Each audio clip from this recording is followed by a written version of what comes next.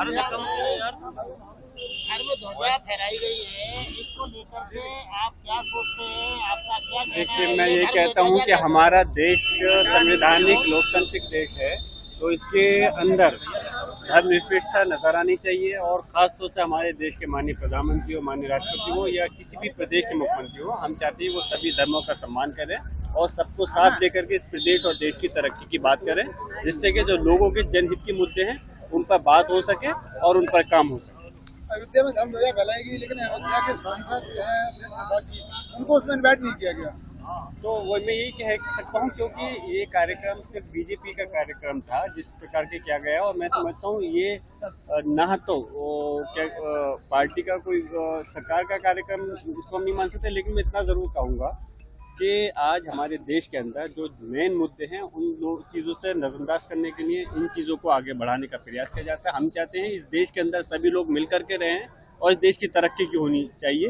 ये तभी संभव है जब सारे धर्मों का सम्मान होगा, जब सारे वर्गों के लोगों को साथ मिल करके लेकर के चला जाएगा। ये जिस तरह ध्वजा जो फहराई गई है, धर्म ध्वजा जो फहराई गई, वो कैसी महसूस हो रही है, कैसी लग रही है? ये मैंने कह दिया, इससे ज्यादा और टिप्पणी करूंगा। इस देश के अंदर सभी धर्मों का सम्मान होगा तो तभी हमें इस देश के अंदर खुशहाली आएगी।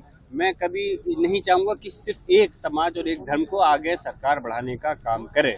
अच्छा, 27 का चुनाव जिस तरह से देखा जा रहा है, तो बीजेपी और कहीं ना कहीं समाजवादी पार्टी भी हिंदुत्व वाली लीड पर आ रही है। किस पिच पर आप लोग किस तरह से देख रहे हैं? कहते हैं, देखिए, समाजवादी पार्टी सभी वर्गों का, सभी धर्मों का, सभी बिरादरियों का सम्मान करती है, सभी को साथ लेकर के चलती है और सभी को साथ लेकर के चलती है, तभी समाजवादी की सरकार में प्रदेश तरक्की की तरफ बढ़ा है।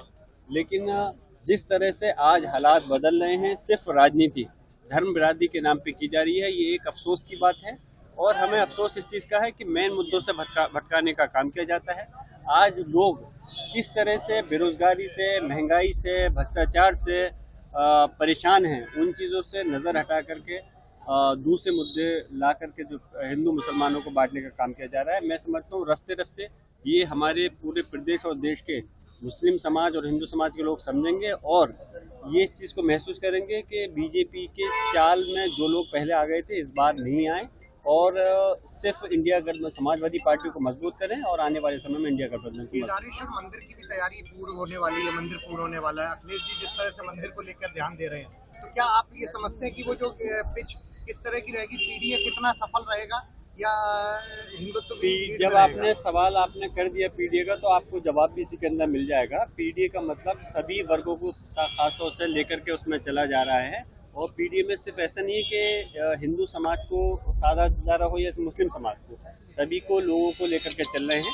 और जहाँ तक मस्जिद और मंदिर की बात है, मैं मुसलमान हूँ, मैं अपने मज़हब की बात करता हूँ, अपने जो धार्मिक स्थल है मैं चाहता हूँ वहाँ जाके इबादत करूँ। जो हिंदू समाज के लोग हैं वो चाहते हैं अपने उसके वो करें। तो इसमें लड़ाई किस बात की है? लड़ाई तो सिर्फ बीजेपी लड़ाने का काम कर रही है, मुद्दों से भटकाने का काम कर रही है। और अफसोस है कि हमारी जो इस देश का चौथा लोकतंत्र है मीडिया, उसके माध्यम से अपनी राजनीति रोटियां सेक करके देश के अंदर जनता को बांटने का काम कर रही है। हम चाहते हैं कि इस प्रदेश और देश के अंदर समाजवादी का झंडा मजबूत हो, समाजवादी की सरकार बने। Thank you.